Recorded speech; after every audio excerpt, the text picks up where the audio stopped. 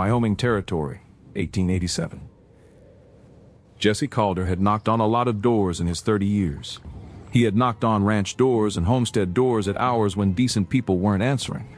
He had been turned away more times than he could count, and hired enough times to keep moving. He had spent his whole life working other men's land, mending other men's fences, sleeping in other men's bunkhouses, always useful, never belonging. He had ridden 4 days from Laramie following word of a cattle operation outside Cedar Hollow that was short on hands. The directions had been thin. Follow the river west. Look for the white gate. But the gate was where it was supposed to be, and the house beyond it was solid and squarely kept. And the whole spread had the look of a place that had been loved and was currently being held together by someone who refused to let it go under. He had learned the trade the way most drifting men learned it. A season here, a season here, a season there. A foreman's nod that meant work and a foreman's silence that meant move on. He had broken horses in the Panhandle and strung wire in the Nations, and once, for a hard 6 months, pushed someone else's cattle through a Kansas winter that had taught him what real cold felt like, though he did not yet know it would be nothing next to what was coming. He carried little, a bedroll, a rifle his father had given him and little else besides, a spare shirt, and the particular restlessness of a man who has never once slept under a roof that was his own. He tied his horse at the post and walked to the porch and knocked. The woman who opened the door was not what he expected. She was 27 years old, fair-haired, with steady gray eyes that measured a man completely before deciding what to do with him. She wore a gray work dress with the sleeves rolled, and she was holding an account book, which she did not set down when she opened the door. She looked at him the way you look at a wagon wheel before deciding whether to grease it or replace it. He took off his hat. "Ma'am, I heard you might need a hand.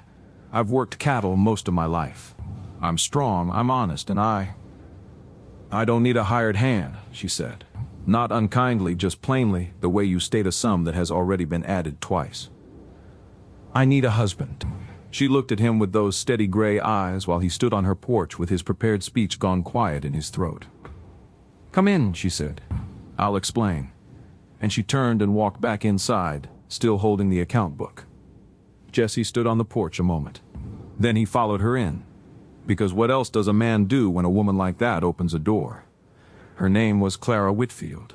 Her husband Thomas had died 6 months before, a fall from a green horse, sudden and final, leaving her with 280 acres of river bottom land, 50 head of cattle, 3 horses, and a debt of $380 to the Cedar Hollow Trust. Thomas had borrowed the money the autumn before to dig a second irrigation ditch off the North Fork, certain the extra water would double the hay crop.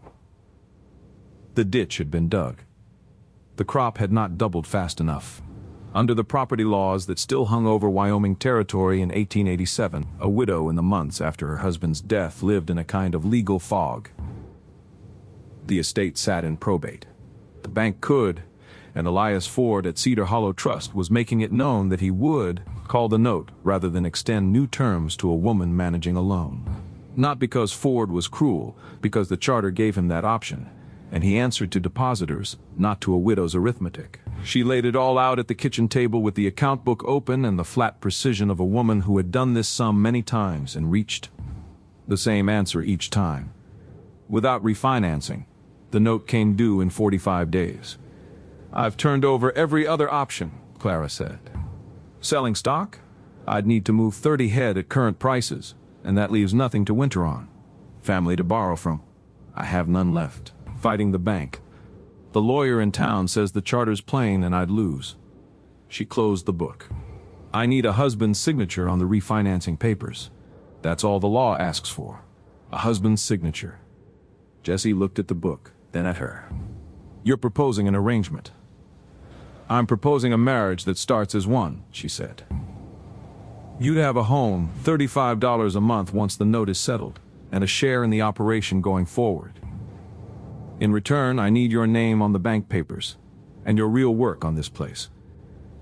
He turned his hat in his hands. "You don't know me." "No," she said. "But I know 3 things. You rode here looking for honest work. You took your hat off when I opened the door. And you didn't laugh when I told you the situation." She looked at him steadily. "That's more than the last man managed. There was another." "One," she said. He laughed and rode off before I finished explaining. She picked up the book. You have until morning to decide. The bunkhouse is clean. There's food in the kitchen. She went back to her figures. Jessie sat at the table a long while after she left the room. Out past the north pasture, a rider sat motionless on the ridge, watching the house. Jessie noticed him. The rider turned his horse and went west before Jessie could mark his face. He filed it away and walked to the bunkhouse. It was a sound bunkhouse, dry, the stock settled and fed well. A neglected place shows itself in its animals first. These animals were not neglected. He lay in the dark and thought about Clara Whitfield's account book and Clara Whitfield's steady eyes and the rider on the ridge. He had spent his life moving because nothing had ever given him a reason to plant his boots, not the true reason. He had worked other men's ground and gone home at night to other men's bunkhouses and wondered, in the particular quiet of borrowed land, what it might feel like to drive a post into something that was his. He believed the sound would ring different. In the morning, he came to the kitchen at 6. Clara was already up, coffee on, the account book open again. She looked up. Yes, he said. Something in her face shifted. Not relief exactly. The careful exhale of someone who has been carrying a heavy thing alone and has just found a second pair of hands under it. Sit down, she said. We'll ride to town this afternoon. They were married at 4 o'clock on a Thursday, the circuit preacher, and 2 witnesses standing in for a crowd. Clara wore her good dress. Jessie wore his clean shirt. The ceremony ran 9 minutes. Walking back to the wagon, Clara said, Thank you. We should go over the herd count tonight, Jessie said. I want to know what we're standing on before the week's out. She looked at him sideways. All right, she said, and for the first time since he'd knocked on her door, something close to a smile crossed her face. It didn't fully land, but it was there. What was also there, and what Jessie marked on the road through Cedar Hollow, was Silas Vance standing outside the mercantile, watching their wagon pass with the stillness of a man who has just learned something and is deciding what to make of it. Jessie kept his eyes on the road. He had mended enough broken things to know the kind of trouble that starts with a man watching from a distance. The first weeks were pure work. Jessie rode from before light to after dark. The herd, the fences, the ditch bank sagging on the north side. He asked questions the way a man asks when he means to understand a system, not impress someone. Clara answered with the clean efficiency of a woman who had explained this land to herself every day for 6 months just to keep standing. He had worked for other men his whole life. The work had always felt borrowed. When he set the first post along the sagging ditch bank, he stopped and listened to the sound of the mallet. It rang different. He went back to work. The bank meeting came on a Tuesday. Elias Ford, precise, thin-voiced, the manner of a man who believed himself reasonable and often wasn't, went through the papers and put 3 questions to Jessie about the operation without once looking at Clara. Jessie answered from memory, without checking with her. Ford signed the refinancing. Walking out, Clara said, He looked at you like you'd done something remarkable. What did I do? You answered questions about my land without turning to check with me first. I read the account book, he said. I know the ground. She stopped walking. You read the whole book. I needed to know what I was standing on, he said. She looked at him with the expression of a woman revising a figure. Then she started walking again. The herd tallies are in the second drawer, she said.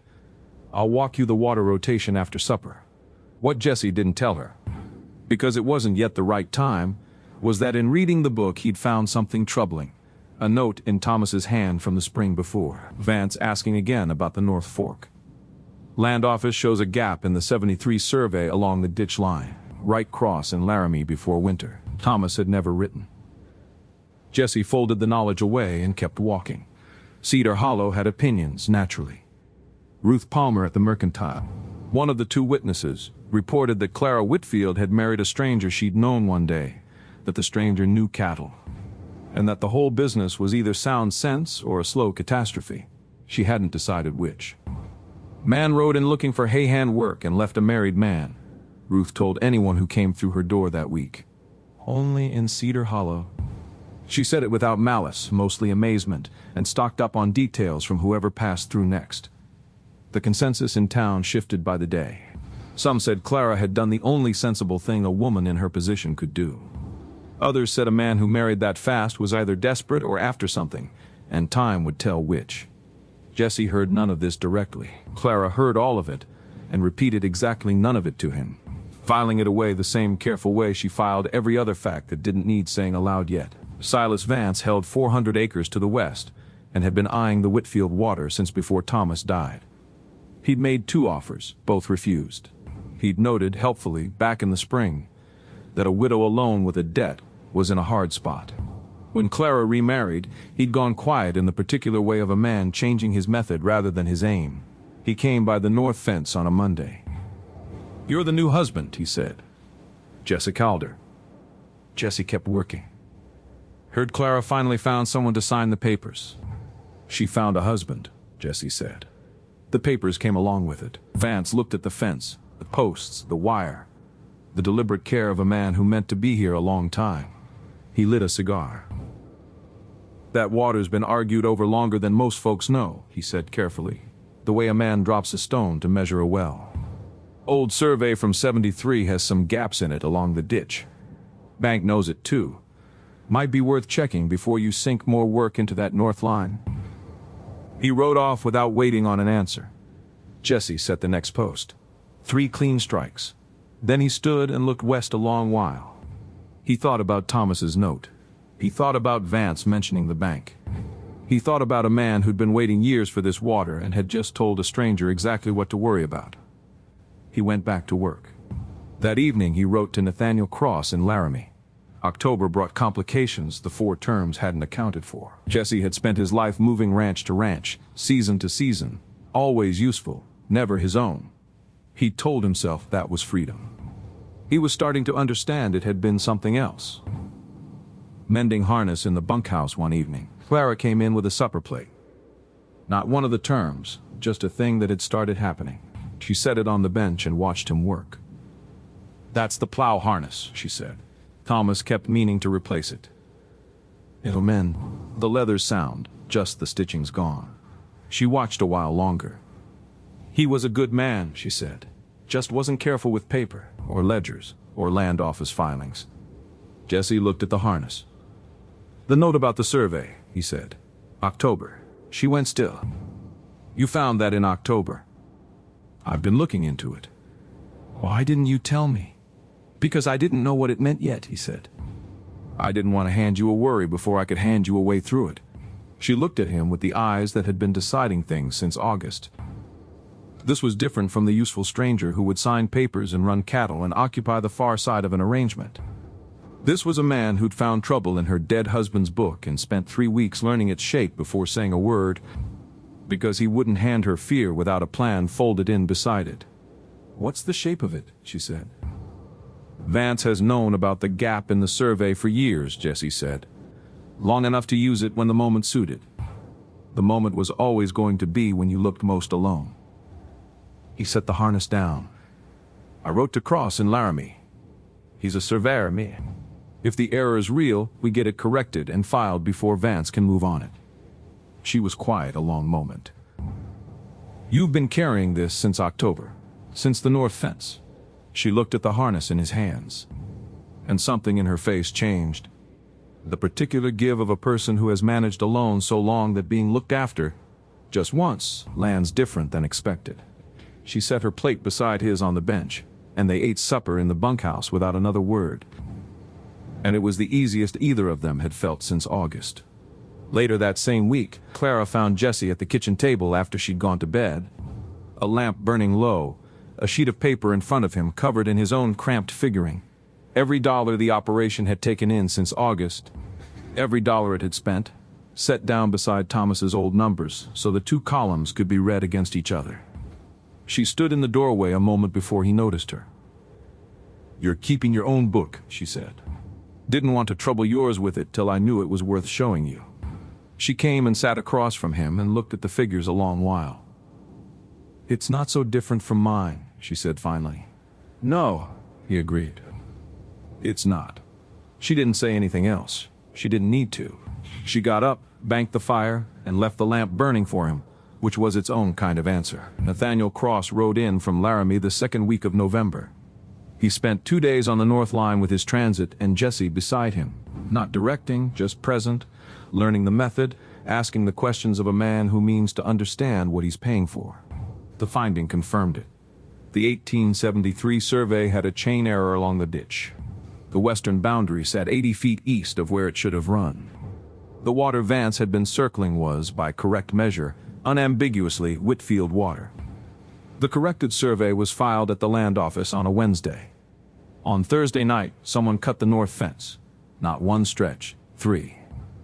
A quarter-mile of wire down, post pulled, 50 head pushed through the gaps onto the open range between the Whitfield line and Vance's eastern boundary, ground that belonged to no one clearly enough to make legal confusion easy in the dark. Jesse found it at 5 in the morning checking stock. He rode back to the house without waking Clara. He stood at the bunkhouse door 30 seconds, breath fogging, the cold already dropping in the way that meant hard weather was near. Then he went in and woke her. "North fence is down," he said. 3 stretches. Cattle are scattered. She was up before he finished, dressed, boots on, the rifle off the hook by the kitchen door, out to the barn without a word. "You don't have to." "They're my cattle," she said, already cinching her saddle. They rode out together into the November dark, and Jesse thought, this is what it looks like when someone refuses to let a thing fall. He'd never seen the like. He hoped he never stopped seeing it. They found the herd spread over a mile of open ground in the cold, not lost, pushed, deliberately, by men who knew the work. 3 sets of tracks drove the cattle west toward Vance's line, where the boundary was murky enough to breed a dispute over whose stock was whose. By moonlight, Jesse read it plain. Not theft, confusion. Cattle mixed into Vance's herd in the dark, a boundary in question, a corrected survey not yet 48 hours filed. By the time it untangled in court, Vance's lawyer would have enough counterclaims to hold the whole thing through winter. The temperature was falling fast. The storm that had been building all week was arriving. Clara was already cutting strays off before they reached Vance's fence, riding like someone who'd been at it since before she could read, which she likely had. Jesse pushed west and found 2 of Vance's men at the far edge. Not hands doing ordinary work, men sitting horseback watching the herd drift, waiting. He rode straight at them, no rifle raised, no word of threat. Just a man on a horse coming on steady at 4 in the morning in a rising wind, with the particular calm of someone who has already decided how far he's willing to go. One said, "This ain't your ground, friend." "It is, as it happens," Jesse said. "Filed at the land office Wednesday. You're welcome to check." He held the man's eye in the dark. "I'm moving my cattle now. You can lend a hand or ride back and tell Vance the survey's filed and the herd's going home. And the next man who pulls my fence post at night won't find me riding out alone." A long silence. The wind climbed. The second man muttered something low. Both turned and rode west. Jesse sat his horse in the dark till they were well gone, then turned back to help Clara with the herd. By the time the cattle were through the mended gaps and the fence braced for the night, the temperature had dropped 15 degrees and the first snow was coming sideways. Clara looked at the sky. "Big freeze coming?" she said. "I know." "Then we've got work," she said, and was already riding for the barn. That night, working by lantern light to brace the mended stretch of fence before the snow thickened, Jesse thought back to the rider on the ridge in August, the man who'd watched the house and turned west before Jesse could mark his face. He suspected now it had been Vance himself, out scouting a woman alone, deciding from a safe distance exactly how much rope a widow had left before it was worth pulling. The winter of 1887 came down on the Wyoming range like a judgment. The old hands called it the die-up, the storm that gutted herds across the territory and ended the open range for good. In Cedar Hollow County, the mercury fell to 25 below. The river locked solid. The windmill on the south quarter froze fast and had to be worked loose by hand in cold that burned bare skin in minutes. Jesse and Clara worked as though sleep were a luxury neither could afford. They lost 6 head the first week, losses that couldn't be helped, animals already thinned by the season. They saved 9 more that would have gone under, hauling them into the barn and the kitchen and feeding by hand through the worst nights. including 2 calves that spent 2 full days by the kitchen stove wrapped in horse blankets while Clara and Jesse traded shifts keeping them warm. The kitchen smelled of cattle and wet wool and coffee that never went cold. There was a night in the second week when Jesse came in past 2 in the morning, snow-packed solid in the folds of his coat, and found Clara asleep sitting upright at the table, her hand still resting on the open ledger as though she'd meant to finish one more column before she let herself close her eyes. He stood in the doorway a moment, not waking her, and thought that he had never in his life seen a person fight this hard for a piece of ground, and that he intended to spend the rest of his winters making sure she never had to fight for it alone again. Then he banked the stove, pulled a blanket over her shoulders, and went back out into the cold to check the stock one more time before he'd let himself sleep. They did not speak of the 4 terms. There was no room for anything but the next problem and the one behind it. On the worst night, the thermometer at 27 below, wind driving sideways hard enough that the barn door took 2 people to force shut, Jesse came in from the south pasture past midnight with frost starting to bite 2 fingers. Clara sat him at the table and worked on his hand 20 minutes without a word beyond plain instruction, her own hand steady, her face doing the thing it did when she was managing something serious and had no time to perform feeling about it. When the color came back and the worst had passed, he watched her bent over his hand in the lamplight and thought, "I've been looking my whole life for the thing that would make me stop moving." He hadn't expected it to look like this. A woman with flour on her sleeve and a rifle by the door and an account book she carried like a tool of trade. But there it was. "Clara," he said. She looked up. "Thank you," he said. She held his eyes a moment. "They're your hands too," she said. "This is your ground too." She went back to his fingers. Jesse looked around the kitchen, the stove, the calves in the corner, the book on the table, the coffee always on, and understood the sound he'd been listening for his whole life was right here. He had set the post. He had heard it ring. He was done moving. Vance rode by in February once the worst had broken. He found Jesse resetting the north fence, the same stretch cut in November, now rebuilt sound, posts sunk deeper, wire strung tight. Vance sat his horse and looked at it a long while. "Lost about 25 head in the freeze," he said finally. "On our side," Jesse said, and kept working. "Heard you came through lighter than most." "We worked harder than most." Vance looked at the corrected boundary stakes, crosses markers frozen fast in the ground. He looked at the fence. He looked at the fence. He looked at Jesse's. "My men that night," he said, "were doing what you told them to do. Or what you let them do. Same thing." "Survey stands," Vance said. "It does." "Then there's nothing left to argue about the north line." Jesse set down the fence tool and looked at him square. "One thing," he said. "Clara Whitfield's been on this ground her whole grown life. She buried her first husband on it. She held it against a bank that wanted it, a winter that near took it, and neighbors who figured a woman alone was an opening. She's not alone now. I'd like us clear on that." Vance held his eyes a long moment, the look of a man taking full measure and reporting back what he finds. Then he nodded once, the nod of a man choosing to be a neighbor instead of a problem, because he'd been given real cause to. He rode west. Jesse watched him go, then went back to the fence. 3 more hours of work waited. He meant to finish it. He meant to finish it. He meant to be here tomorrow too. For the first time in 30 years, that wasn't a compromise. It was exactly what he wanted. The note was on schedule. The $35 a month Jesse had been drawing. He'd been quietly folding back into the operation instead of keeping, a fact Clara turned up in the February accounts and hadn't yet raised. On a March evening, fire going, the books balanced, the first real warmth easing into the air after the long cold, Jesse said, "The terms." She looked up. "They ran out in November," he said. "We've been operating on nothing but habit since before the freeze." "I know," she said. "I'd like to set new ones," he said. She set her pen down. He looked at the fire, then at her. "I'd like the arrangement to stand for good," he said. "Not for the land, not the bank, not the 35 a month I haven't rightly been taking." He looked at her straight. "For you, for this." He nodded at the kitchen, the stove, the book, the calves long back on grass, the coffee always on. The whole life built out of necessity and kept going for something else entirely. I'd like it to be a marriage, a real one. Clara looked at him a long while. Jesse, she said. It became a real one somewhere around the calves in the kitchen. He looked at her.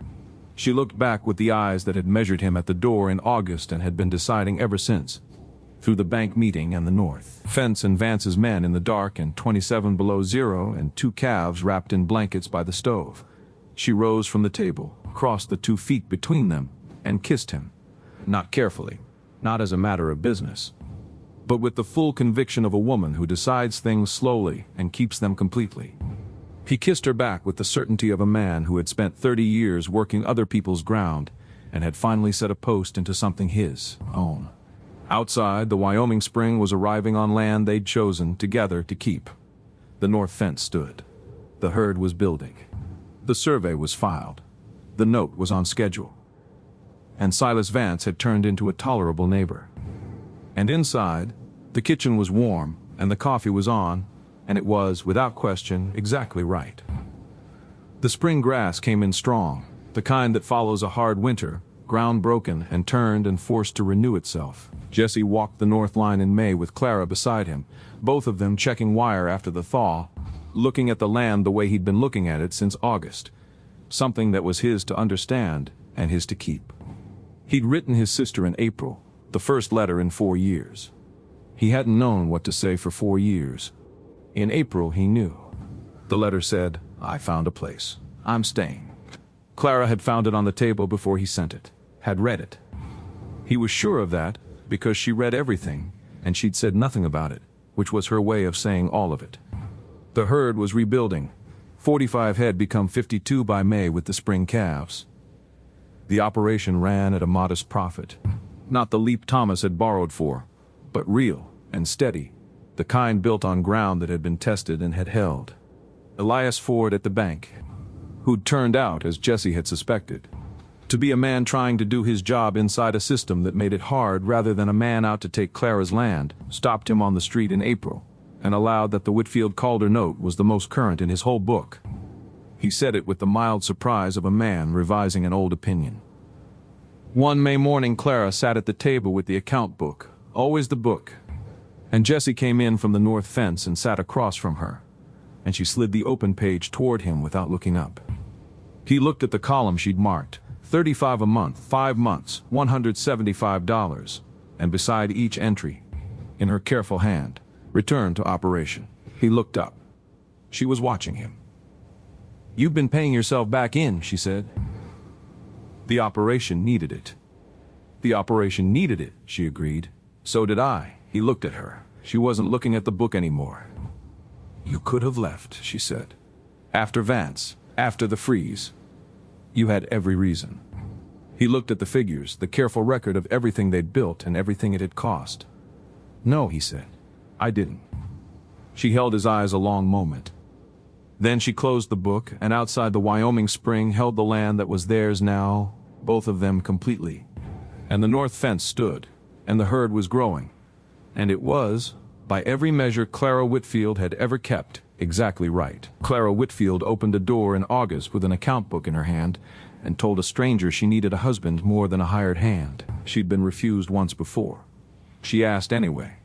Jesse Calder had spent his whole life moving from one borrowed piece of ground to the next, setting posts in other men's fences, listening for a sound that always came back the same. Then he followed a woman he'd known one day into a kitchen in Wyoming and said yes to the strangest proposition he'd ever heard. He set a post in that fence line in September and stopped to listen. The sound came back different. That's the whole of it. A woman who asked for what she needed when she had every reason to expect no for an answer. A man who'd been looking for a reason to stop and found one before he knew he was looking. 2 people who wrote 4 practical terms on a page in August and were still at the same kitchen table in March. Not because of the terms, but because of everything that grew up between them while a Wyoming winter did its level best to break them, and couldn't.